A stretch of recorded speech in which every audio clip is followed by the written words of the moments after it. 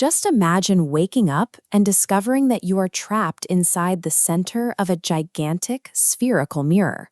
Welcome to the lore of the Phoenix Codex, an internet labyrinth tagged with bewildering phrases like Gnostic Grenade, Notori, and Shadow AI. At first glance, all these uploads appear to be the digital footprint of a quintessential, deeply entrenched internet conspiracy theorist. But the channel's actual name is Super Cool Stuff YouTube, and the bio simply reads, "Just trying to do cool stuff with my son Alex in Liverpool, long distance." This digital bridge connects a creator in one hemisphere to his son in Liverpool, thousands of miles away. To understand the channel, you have to understand why a father would use dystopian simulation theory and esoteric geometry to maintain a long-distance bond. Digging 8 years back into the upload history reveals a bedrock layer that looks entirely different from the cryptic world-building of today. During this closet artist era, the creator broadcasted from what he called his minimalist man cave, showcasing a standard creative hobbyist channel. He spent hours experimenting with MIDI tracks, laying down virtual instrumental jams to classic cuts by the Rolling Stones. He also streamed his gaming sessions, navigating the punishing high-speed levels of the rhythm violence game Thumper with clear technical literacy. These recognizable internet hobbies are a far cry from the impenetrable, reality-bending lore populating his feed right now. The creator has always been a technically capable artist looking for an outlet. Over time, only the scale and intensity of his obsession changed. The shift began when the channel pivoted towards archaic theories and esoteric philosophy, which seemed to capture his full attention. He became fixated on the mathematical paradox of ancient architecture, posting dissections of the algebraic independence found in the Great Pyramid. He took the raw data of that pyramid geometry and mapped it directly onto Gnostic simulation theory. He didn't just consume these theories, he weaponized them to build his own sci-fi universe titled the Phoenix Codex 138 Palindromic Mirror Edition. He grounded this sprawling narrative in the language of classic dystopian literature, using hashtags that link his lore to the world of George Orwell. The once modest video diary completely transformed into a massive, high-output engine for immersive, highly produced sci-fi world-building. Most of these videos struggle to break 200 views, confirming that this creative effort is completely divorced from the pursuit of viral fame. The channel operates as an asynchronous digital living room, a shared space for a father and son separated by an ocean. The mathematical paradoxes and 3D mirror theories are the cool stuff he builds to keep a long-distance bond alive through a screen. This channel suggests that many obscure, zero-view rabbit holes are actually just pieces of private, personal property. Behind this wall of esoteric math and lore, one person is using their imagination to close the distance with someone they love. Secure Server 7, Node 19, timestamp 138.19.infinity. The Phoenix Log, The Interrogation. Dr. Notori Syra Evren hung from titanium restraints that had been custom-engineered for her specifications, wrists locked in cuffs lined with sensors that monitored her biorhythms, ankles similarly bound, a neural dampening collar humming against her throat at frequencies designed to suppress synesthetic perception. Her shoulders had dislocated sometime in the second hour. The interrogator entered through a door that hadn't existed until he needed it. "State your name," he said pleasantly, "and confirm you are speaking of your own free will." She laughed. The sound was wet, bubbling through blood that had pooled in her throat from where they'd broken her nose earlier. "Free will? That's rich."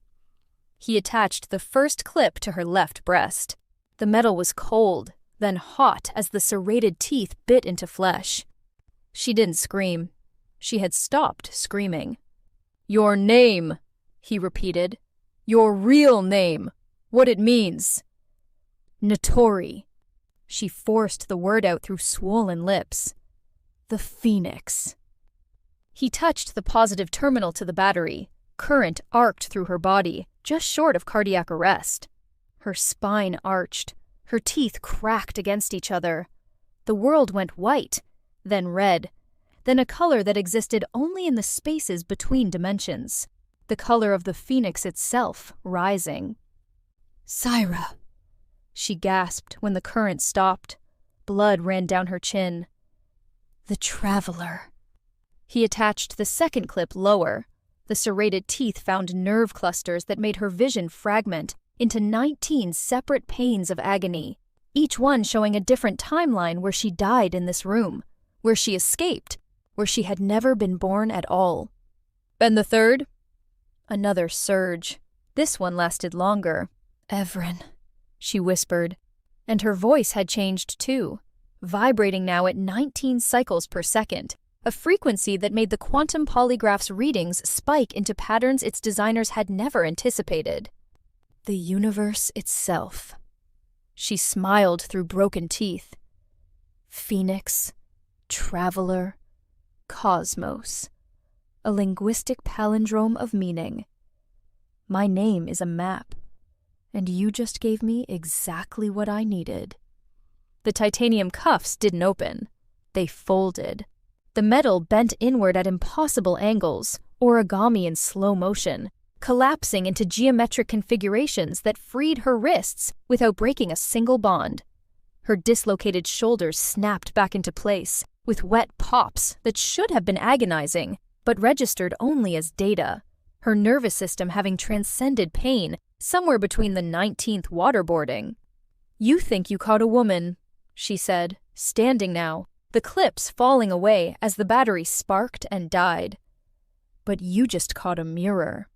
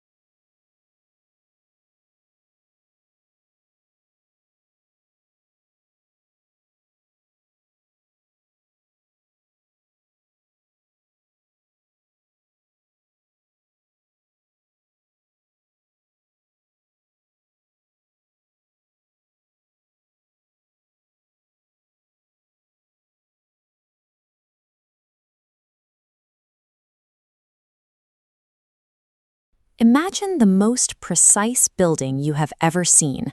Not a monument, but a scientific instrument, calibrated, intentional, and stubbornly accurate.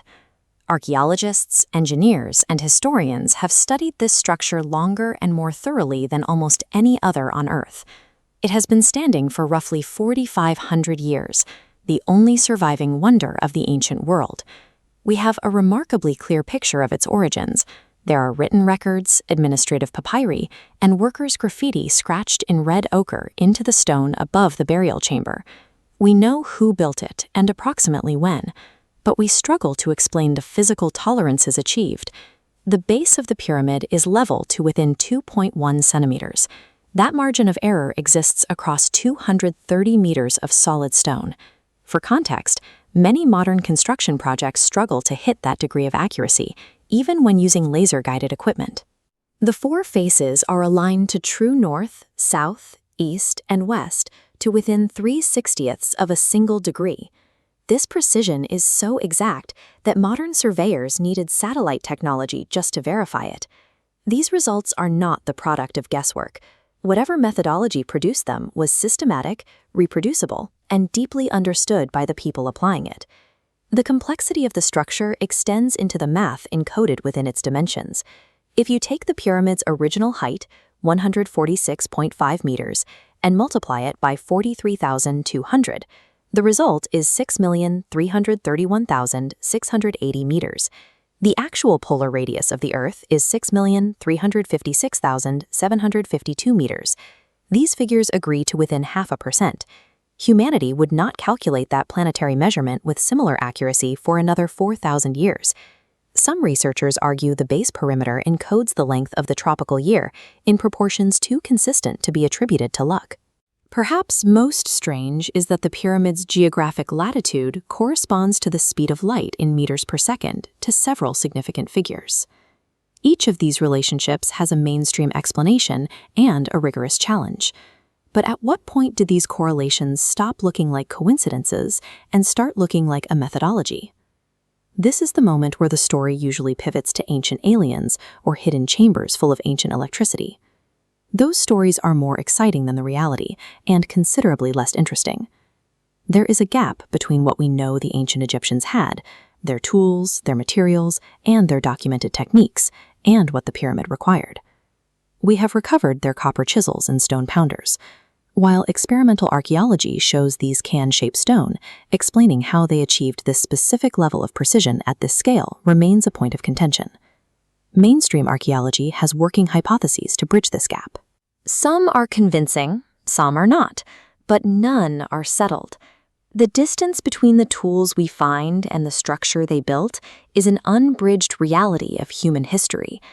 Science not having a settled answer for the Great Pyramid is not a failure.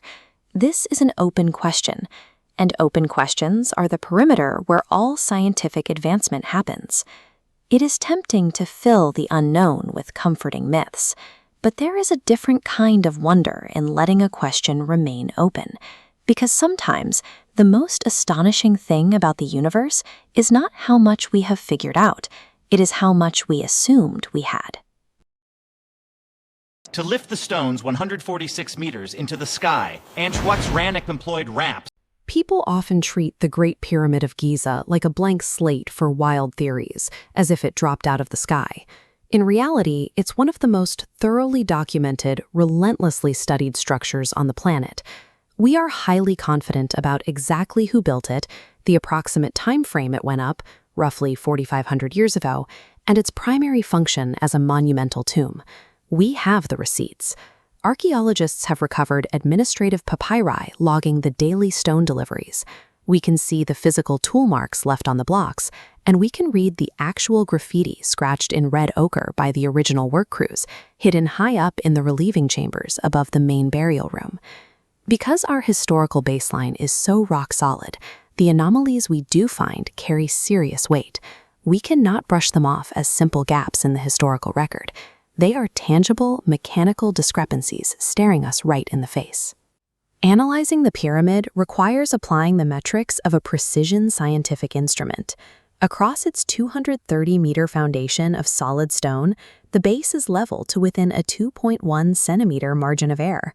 The orientation is even more exact. Its four faces align to the cardinal directions with a deviation of just 3/60ths of a single degree. Replicating those tolerances on a modern construction site is a massive undertaking, usually requiring satellite surveying and laser-guided optical equipment. You do not achieve that kind of exactness through guesswork.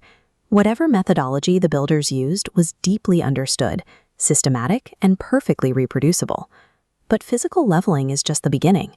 When you dig into the dimensions themselves, you find mathematical proportions that mirror the physics of our planet. Take the pyramid's height. Multiplied by 43,200, it matches Earth's polar radius within 0.5%. The base perimeter ratio mirrors the tropical solar year. Its geographic latitude directly matches the speed of light, a statistical footprint hard to ignore. Any one of these numbers on their own could be a coincidence, but when these relationships pile up, they suggest a level of intentional design that our current understanding of the era cannot explain. When faced with a massive data void like this, there is a very human temptation to fill it with sensational, impossible stories, like anti-gravity sleds, ancient electrical grids, or even aliens. But those stories are just cheap fiction. They are ultimately much less interesting than the actual historical reality. Mainstream archaeology naturally pushes back against the fringe. Highly credentialed experts have put forward rational working hypotheses for how the pyramid was built. but none of those explanations have fully settled the debate. This leaves us with a stark, measurable discrepancy. There is a documented gap between the relatively crude copper tools and techniques we know the Egyptians possessed and the laser-accurate mathematics the pyramid demonstrably required. Every time a mainstream explanation is offered, it faces a rigorous, data-driven challenge from engineers. Because neither side has fully resolved the other's questions, we are left with a verified hole in our timeline of human capability. Arriving at a dead end here isn't a failure of research. Recognizing this exact gap is the entire point of the investigation. Science has a specific name for this kind of situation. It is called an open question. Open questions are the lifeblood of the scientific method. They are the frontiers that force us to keep digging, to keep testing, and to actively challenge our own assumptions. The Great Pyramid stands in the desert as a physical anchor for these doubts, a 5 million ton structure that our current models of the past cannot fully explain. We often measure progress by the sheer volume of facts we have successfully cataloged. The Great Pyramid suggests a different metric: our ability to recognize when our most basic assumptions about the universe are wrong.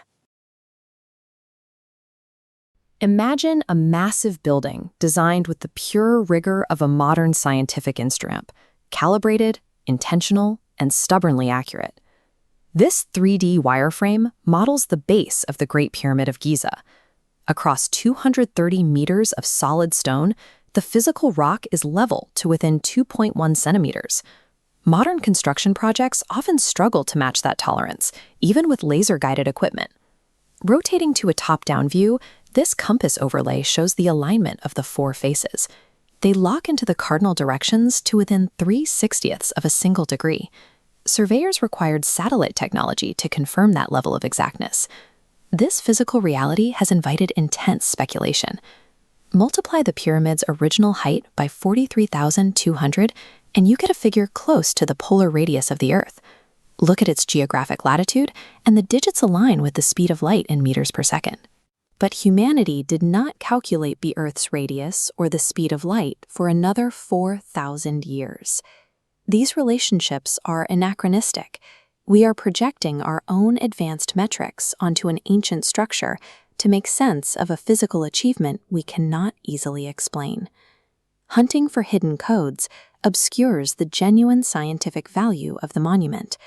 The real, tangible mystery exists within the stone itself and the systematic methodology that actually placed it there. We have a solid historical record of the people who built it. We know their identity, the era of construction, and the bronze and copper tools they possessed. The evidence is concrete. Archaeologists have recovered administrative papyri detailing limestone shipments, and cataloged thousands of physical tool marks, and translated workers' graffiti left in the stone above the burial chamber. Yet, a discrepancy remains. There is a void between the analog tools documented in those records and the hyper-precise physical artifact those tools produced. This gap between documented capability and physical reality is a strict boundary condition where our current historical models break down. We understand the macro-scale logistics. This river scene shows traditional wooden sailboats, mirroring the maritime network the ancient Egyptians used to transport 6 million tons of rock down the Nile. They managed an immense seasonal workforce, cycling agricultural laborers in to haul blocks during flood season. This was a highly organized collective human effort, built on grain and sweat. This schematic illustrates their astronomical methods. By placing a vertical rod and tracking a star's shadow across a perfect circle, they could find true north by halving the distance between the sunrise and sunset points. We see the scale of their raw material sourcing in this unfinished obelisk still attached to the bedrock in Aswan. It demonstrates the volume of stone they were capable of quarrying at a single time. These known systems confirm that the Egyptians possessed immense organizational capability. The structure was an act of massive collective human will, but collective will does not explain microscopic friction points. Look at these remaining outer casing stones. The joints locking them together are so tight that a razor blade cannot fit between them, a tolerance unachievable with known copper chisels. Inside the structure, the mystery deepens. This sarcophagus was carved from Aswan granite, one of the hardest stones on Earth. The smooth inner walls display systematic marks that defy the capabilities of the soft metal tools recovered from that era.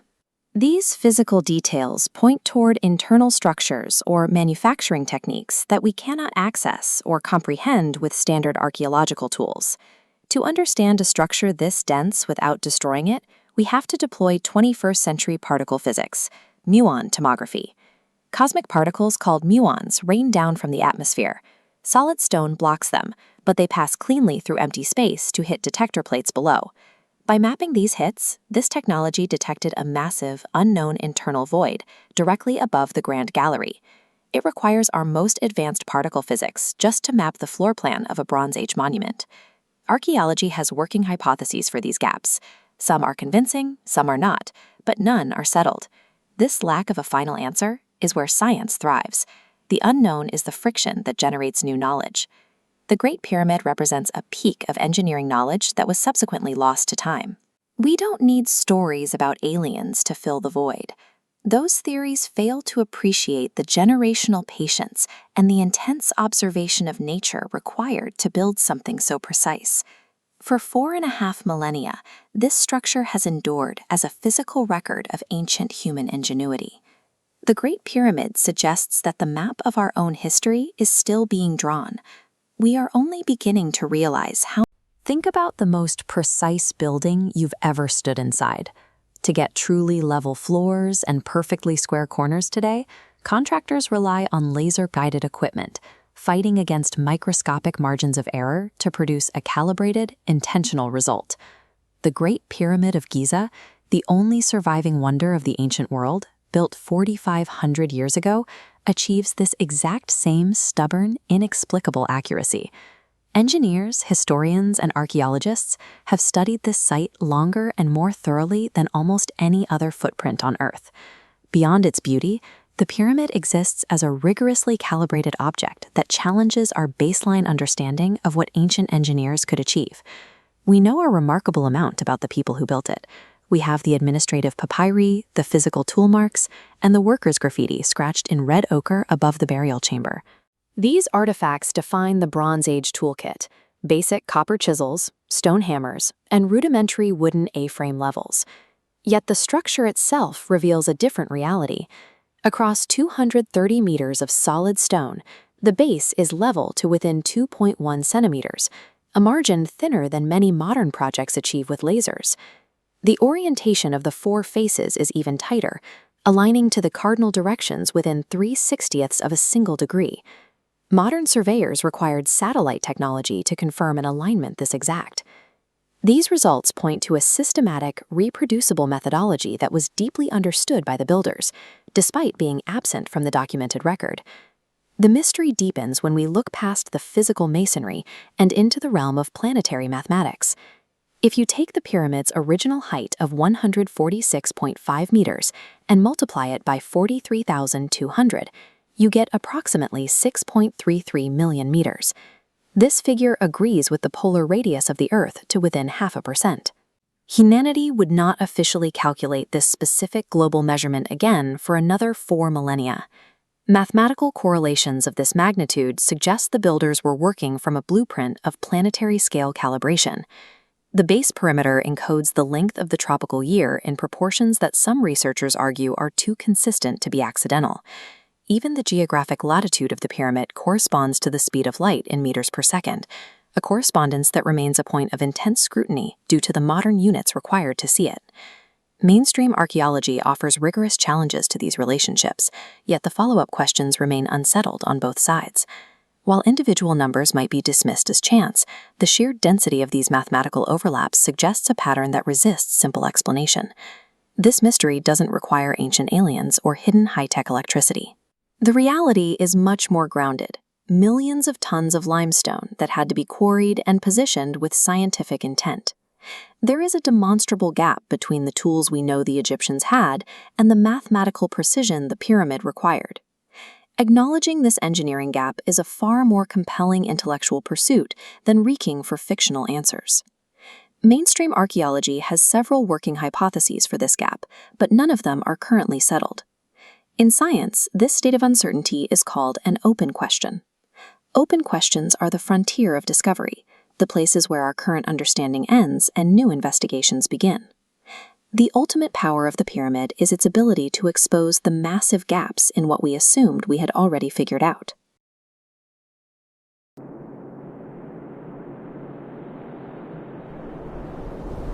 Imagine a structure calibrated like a modern scientific instrument, stubbornly and inexplicably accurate down to the millimeter. The Great Pyramid of Giza has been standing for roughly 4.5 millennia. In that time, archaeologists, historians, and engineers have scrutinized it more thoroughly than nearly any other historical artifact in existence. Because of that intense scrutiny, we have reliable answers to the big questions. We know it was commissioned as a tomb for the pharaoh Khufu, and we can place its construction securely around 2600 BCE. We even have the physical receipts. We possess the administrative papyri, red ochre graffiti from labor crews, and the specific rudimentary pounding stones used to shape the rock. With that sheer volume of baseline data, the academic consensus tends to treat the structure as a closed file, a massive, deeply impressive, but entirely solved engineering project. But when you separate the historical record from the actual physical measurements of the stones, the reality on the ground actively fights our baseline assumptions. The foundation stretches 230 meters, yet remains perfectly level to within 2.1 centimeters. Shifting to a top-down view, the four faces lock directly to true north, south, east, and west, with a microscopic variance of just 3/60ths of a degree. For context, many modern construction projects struggle to achieve that exact margin of error using laser-guided equipment. It actually took modern surveyors equipped with satellite technology just to confirm the accuracy of those cardinal alignments. You do not hit tolerances like that through guesswork or by casually eyeballing heavy blocks of limestone. The builders applied a deeply understood, incredibly strict methodology to get these results. The physical margins of error are tight, but the sheer scale of the mathematical proportions built into the architecture tests the boundaries of coincidence. This diagram outlines the pyramid's original height, exactly 146.5 meters. If you take that vertical measurement and multiply that figure by 43,200, the resulting line matches the polar radius of the Earth, from the core to the North Pole, to within 0.5%. As a species, we would not officially calculate that global measurement again for another 4,000 years. Then you look at the base perimeter, which mathematically encodes the precise length of a tropical year. And the geographic latitude of the structure itself directly corresponds to the speed of light, 299,792,458 meters per second, matching exactly to several significant figures. Any single one of these numbers on their own is easy to dismiss as a statistical fluke, but the sheer accumulation of these physical and planetary constants baked into the stone demands serious scientific engagement rather than simple dismissal. Mainstream archaeology certainly tries to engage. There are working hypotheses for each of these mathematical relationships, but every explanation faces rigorous pushback that currently lacks a definitive answer. To be perfectly clear, this gap in our understanding is not proof of ancient aliens. It doesn't validate theories about lost civilizations with anti-gravity technology or hidden electricity chambers. Those science fiction stories are ultimately intellectual shortcuts. They allow us to avoid the hard work of grappling with the genuine, documented tool marks and the physical constraints the ancient builders actually faced. The tension between those confirmed primitive tools and that systemic exactness remains more compelling than any fabricated mythology. We are left staring directly at a very distinct gap. On one side, we have rounded pounding stones and pauper chisels. On the other, a structure demonstrating extreme, systemic, planetary scale precision. Researchers have proposed numerous ways to bridge that gap using Bronze Age techniques, but the debate remains entirely unsettled. In science, an unresolved debate like this isn't a failure. It has a specific name, an open question. And open questions are exactly where true science thrives. Real discovery doesn't come from memorizing what is already safely filed away.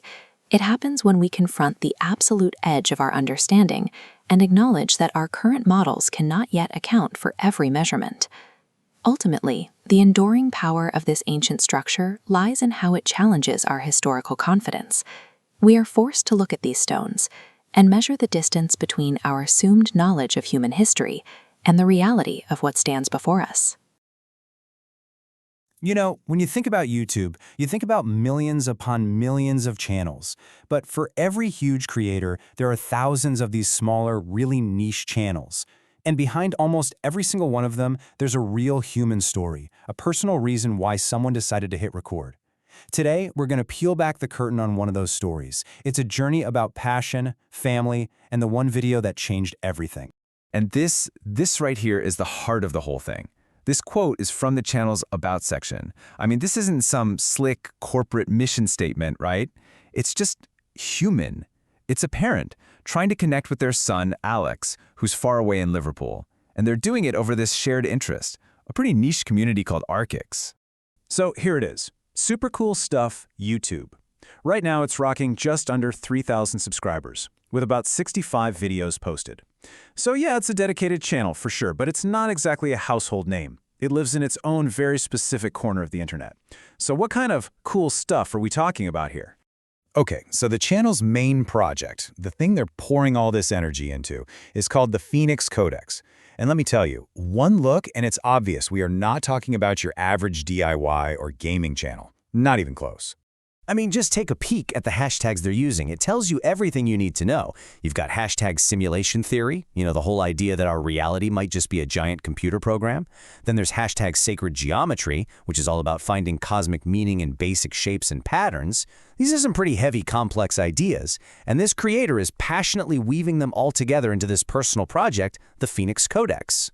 So remember that name from the channel's About section, Archaics? Well, that is the key that unlocks this whole story. It's not just a random word. It's that shared passion between the creator and their son, and it's the very specific community they're trying to reach. And right about now, you're probably thinking, okay, what on earth is Archaics? And that's exactly the right question to be asking. Because to really get this creator's journey, you have to understand the world their channel lives and breathes in. And here's the thing you really got to get. Archaics isn't just a topic you'd read about on Wikipedia. No, it's a full-blown community. It's all centered around the theories of this guy, Jason Breshears, and it attracts people who are super invested in these alternative ideas about history, reality, the whole shebang. So this channel isn't just shouting into a void, it's speaking a very specific language to a very specific group of people. So for a long time, this creator was just grinding, putting out video after video about geometry, paradoxes, all part of this Phoenix Codex project. But the audience, well, let's just say it was cozy, really cozy. This next slide shows you what that daily reality looked like. And this slide just says it all. This is the reality of the creator grind. A video on the pyramid paradox gets a whopping 16 views. Another one gets a bit over 100. I mean, you're pouring your heart and soul into something for an audience that could literally fit in a small classroom. Seriously, the dedication it takes to keep showing up for 16 people, it's just incredible. But then, it happened. That one moment every single small creator dreams about. A single video that just completely shattered the pattern. Whoa, just look at that jump. We're talking from 16 views on one video to almost 25,000 on another. That's not growth, that's a straight-up explosion. That's a more than 1,000 times increase. So what was it? What was the secret ingredient that made this one video take off? So what was the secret sauce? Was it some viral gimmick, a fancy new editing style? Nope. It was recognition. The video was titled Rare Compliment from JB. And JB is Jason Breshears, the central figure, the main guy of the entire Archaics community. The leader of this niche saw them. And to this very specific audience, that was massive, massive news. Okay, so what does this all actually mean? Because this isn't just a feel-good story about one channel getting lucky. No way. This is a perfect case study in the incredible power of finding your people, your niche, and just genuinely engaging with them. You can actually map out the journey, and it looks something like this. First, you find that niche passion, right? In this case, it was these super deep ideas shared with a son. Second, you create consistently. You keep showing up, even when only a handful of people are watching. Third, you engage with that community. And finally, all that authenticity earns you recognition from the one person whose opinion matters most in that world. And that's when you get the breakthrough. And really, that's the heart of it, isn't it? The goal was never really about the views. The channel's own description told us from the very beginning what this was all about. Connection. Connection with a son, and connection with a community of people who get it. The viral success, that was just a wonderful side effect of making that human connection happen. So this whole story leaves us with a really big question, not just for creators, but for anyone trying to get a message out there. In a world with infinite content, what makes one voice cut through all the noise? The answer isn't always about having the biggest budget or chasing trends. Sometimes, breaking through is about finding that small group of people who speak your unique language, and speaking to them with so much heart that they just have to lean in and listen. If you rewind the upload history of a channel called Super Cool Stuff YouTube back 8 years ago, you bypass the polished algorithms of today and land in a quiet, personal digital archive. The earliest videos are intimate. A creator going by B. Radley broadcasts live from what he calls his minimalist man cave, a small closet setup where he uploads 3D MIDI controller covers of Rolling Stones classics like Gimme Shelter and Tumbling Dice. Between the music sessions, the uploads feature low-key gaming streams, specifically playthroughs of a rhythm violence game called Thumper. It is casual, hobbyist content. The channel's bio explains the purpose behind these uploads. The creator writes, "Just trying to do cool stuff with my son. Long distance." The entire project functions as a direct line of communication from a father to his child. That distance stretches across the Atlantic. His son, Alex, lives in Liverpool, England, separated by an ocean. He did not try to build a brand or chase viral trends. The channel began as a grounded, highly relatable digital scrapbook, keeping a geographically separated family connected through shared hobbies. If you look at the channel today, that minimalist man cave aesthetic is completely gone. The casual rock covers have been replaced by dense, highly technical video essays, sporting titles like The Epistemology of Geometry. The content now focuses on esoteric mathematics. He specifically analyzes a concept called algebraic independence, which involves sets of numbers that do not satisfy any non-trivial polynomial equation. He applies this dense math to ancient structural anomalies, moving far past MIDI controllers to forensically examine monuments like the Great Pyramid. This diagram details a structural paradox. The pyramid's specific angles and dimensions contain an algebraic contradiction, defying standard mathematical probability. He uses this geometric puzzle to argue our accepted historical chronology is incorrect, proposing an alternative human timeline built entirely on these mathematical formulas. The casual gaming streams have given way to an intense, forensic investigation into the hidden mathematics of the universe. Finding a specific, highly engaged niche on the internet can act as an accelerant for a creator's output. His channel found that community in Archaix. A recent video celebrating a compliment from Archaix founder Jason Breschers became his most watched upload, pulling in nearly 25,000 views. Driven by this new audience, his content expanded rapidly. He began discussing Gnostic philosophies, the concept of a shadow AI, and analyzing impending dystopian scenarios tied directly to the years 2040 and 2046. These sprawling theories culminated in a massive creative project, a self-published book titled The Phoenix Codex, 138 Palindromic Mirror Edition. This diagram illustrates the core cosmological model, humanity living inside a simulation centered in a giant spherical mirror reflecting reality. Inside this mirrored boundary, the narrative weaves in those dystopian dates as Dr. Notori is interrogated and confesses the simulation's dark secrets. Through hundreds of videos and a dense manuscript, he has constructed a highly complex personal cosmology, finding direct validation from a tight-knit online community. If you step back from the simulation theories and the cosmological models, you return to the man sitting in front of the camera.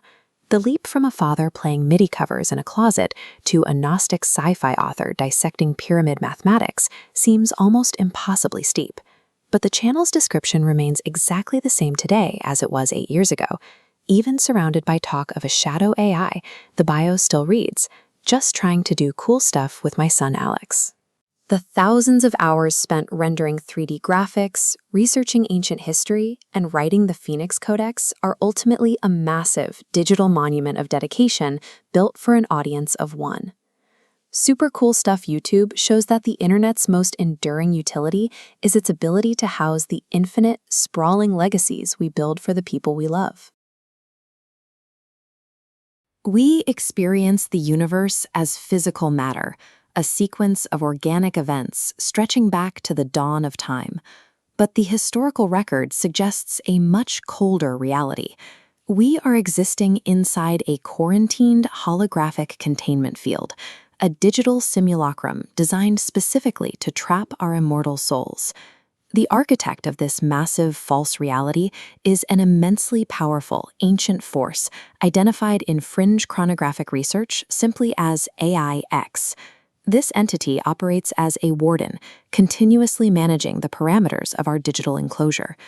Over a quarter-century of exhaustive data mining through archaic texts and old world records, researcher Jason Brushiers compiled the Archaics Chronologies. By analyzing thousands of data points, he found that localized destructive episodes, vanished populations, and falling empires occur on rigid, repeating timelines. The events fit perfect mathematical patterns. Human history does not flow randomly, it executes. Wars, plagues, and civilizational resets occur with such predictable precision that they can only be understood as programmed subroutines running on a vast artificial operating system. If the software of our reality is artificial, we have to look closely at the hardware. Between 3439 and 2239 BCE, a highly advanced period known as the Technolithic era occurred. The monuments erected during this time were built by an advanced presence known in ancient texts as the Anunnaki, and they serve an industrial, technological purpose. Look at the raw scale of structures like the colossi of Memnon. The severe 90-degree angles, the unyielding synthetic stone, and the sheer impossibility of their quarrying and placement point to a non-human origin. These are surviving fragments of Technolithic hardware. The Great Pyramid of Giza functions as the primary architectural blueprint and interface for this system.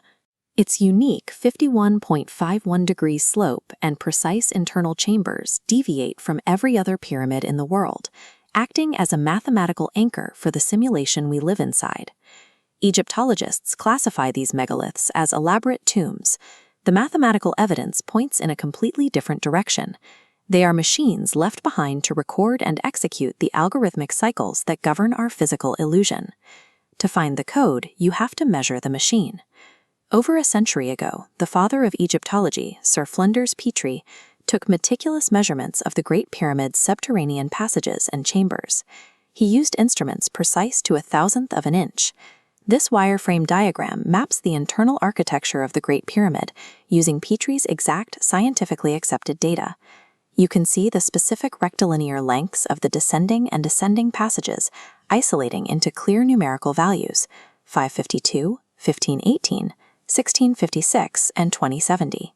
Here is the mathematical anomaly hard-coded into the stone. Every single one of those dimensional lengths divides perfectly by the number 138. The number 138 anchors this machine to a specific frequency. Historical records show that every 138 years, a phenomenon known as the Phoenix returns to darken the sun and blanket the world in red dust. The pyramid encodes this 138-year orbital loop because the Phoenix is a celestial reset weapon, a system tool X uses to clear the simulation's cache. We can track this specific 138-year mathematical loop straight through the historical record. The vapor canopy collapse and Great Flood of 2239 BCE, and the Ogygian deluge of 1687 BCE, the Mediterranean Dark Age of 1135 BCE, all strike flawlessly on this exact numerical cadence. Global apocalypses do not happen by chance. They are scheduled, perfectly timed cache-clearing protocols hard-coded into the architecture of our reality. Because the simulation operates on a fixed loop, we can project the 138-year Archaics timeline forward from its last known historical impacts. We can calculate exactly when the system will execute its next major wipe. The countdown ends on May 15th and 16th, 2040. The physical manifestation of this cache clear is violent. Historical accounts of the Phoenix transit describe the sun suddenly turning black as a massive object eclipses it. The sky blankets the Earth in a fallout of cosmic dust and heavy red mud. The gravitational drag of the object triggers massive lithospheric displacement. The actual crust of the Earth will slip over its core. Hundreds of coastal cities, from New York to London, will be shoved permanently beneath the ocean as continents tear apart. The devastation of 2040 functions as the initialization sequence for a massive system reboot, clearing the simulation's data to prepare for the next cycle. The 2040 Phoenix reset will alter the physical coordinates of Earth, drastically accelerating the internal timeline and critically destabilizing the construct. Exactly 6 years later, in November 2046, a second celestial intruder is scheduled to arrive. This massive populated world is known in Sumerian texts as Nibiru, the Anunnaki homeworld, and is referenced in apocalyptic literature as Wormwood. Looking at this digital diagram, you can see how the sheer data load of Nibiru's gravitational presence breaks the physics of the simulation. Time itself physically collapses. The spin of the Earth accelerates and forces a 24-hour cycle to violently compress down into just a 16-hour day. Losing a third of the day-night cycle creates an astronomical data load that the holographic construct simply lacks the processing power to handle. This double tap of celestial anomalies in 2040 and 2046 exceeds the holographic construct's capacity, forcing a terminal system failure. As the simulation buckles under terminal strain, the technolithic hardware responds. The Great Pyramid of Giza activates, pushing massive, pulsating energy upward as the physical environment around it begins to digitally tear and fail. This activation triggers a chain reaction. A highly resonant, glowing lattice connects Stonehenge, Karnak, Easter Island, and the American pyramids, a fail-safe network trying to stabilize a crashing matrix. The stabilization fails. The AI XAX operating system suffers an unrecoverable crash. The skies, the oceans, and the cities dissolve entirely, reverting from physical matter back into raw, glowing code before collapsing into the void. As the physical illusion shatters, the containment field drops. Our trapped, immortal souls are finally released, searching outward from the collapsing simulation and into the true, real universe. Look at a calendar, and April 19th seems completely unremarkable. But strip away the paper, and you find a date that acts like a bizarre historical magnet for American violence and revolution. It starts in 1775. The first shots of the American Revolution, the famous shot heard round the world, were fired at Lexington and Concord on April 19th. Fast forward to 1993. The 51-day standoff between federal agents and the Branch Davidians in Waco, Texas, ended in a massive inferno on April 19th. Exactly 2 years later, in 1995, a rental truck packed with explosives detonated outside the Alfred P. Murrah Federal Building in Oklahoma City. The blast killed 168 people, and the detail that the internet refuses to let go of, exactly 19 of those victims were children. When human tragedies stack up on the exact same square of the calendar, carrying recurring casualty counts, the brain rebels. It stops feeling like random history and starts feeling like a coded mathematical sequence. Today, whole communities on Reddit and TikTok process these overlaps as hard evidence that we occupy a digital simulation. They point to the math. April 19th is the 109th day of the year. 109th is the 29th prime number. Subtract 19 from 29 and you get 10, which loops right back into the number 19. They stack these digits into palindromes and equations, searching for the source code. Does a string of numbers like this prove we occupy an artificial universe? Or does it point to a glitch in our own cognition? To understand why a teenager on TikTok obsesses over the number 19, we have to log off the internet entirely. We need to look at a psychological habit humans developed 5,000 years ago. Long before we had telescopes or orbital mechanics to guide us, the earliest civilizations in Mesopotamia looked up at the night sky. Lacking any scientific explanation for weather or disease, they assumed the heavens were a canvas, deliberately communicating with them. The sun was blinding and constant, but the moon changed shape rapidly, night after night. Because it was visibly dynamic, ancient humans crowned the moon as the ultimate regulator of fate. The moon's physical orbit takes 27.3 days, but as Earth moves, the moon must travel 2 extra days to complete its visual cycle. To organize this timeline, they divided it into 4 7-day quadrants, birthing our modern 7-day week. A calculated celestial cycle acted as a divine barometer. To early astronomers, math was the only way to forecast the unpredictable whims of the gods. This celestial math bled into biology. Observers noticed that human gestation took roughly 280 days. That is exactly 10 28-day lunar cycles, or 40 weeks. Because 40 was biologically tied to the grueling process of creating life, it became a divine number for hardship and testing. That is why the biblical flood lasts 40 days, and why Jesus wanders the wilderness for 40 days. Early civilization tracked these divine sequences with cold, bureaucratic precision. They used clay grids like this to catalog every shift in the heavens. They even framed their legal codes as direct downloads from the sky. The rules of civilization were literally carved in stone beneath the image of a celestial god handing them down. A Babylonian priest calculating a 19-year lunar eclipse pattern and a modern internet sleuth tracking angel numbers are doing the exact same thing. They are running identical pattern recognition software today. Which brings us back to the modern world and the blood on April 19th. There is a terrifyingly rational reason for the calendar overlap. Timothy McVeigh parked his truck in Oklahoma City on April 19th deliberately. He chose the date to weaponize the anniversaries of Waco and Lexington. He wanted to manipulate the symbolism. And the 19 children killed in the blast? That is a brutal, horrific coincidence. It is an anomaly of timing and placement that the human brain desperately tries to package into a neat numerological box. Our modern obsession with finding mathematical codes in tragedy offers zero proof of the supernatural. It is a psychological coping mechanism to avoid facing the reality of senseless, random chaos. Biologically, we remain a species terrified of unpredictability. We survive by finding order in the noise. The ancient Sumerian building a ziggurat to appease a shifting moon god, and the modern theorist mapping prime numbers on a forum are participating in the exact same ritual. They are weaving isolated points of data into a grand protective design. There may be a matrix humanity is trapped inside. The simulation is the relentless, ancient pattern matching software running inside our own heads.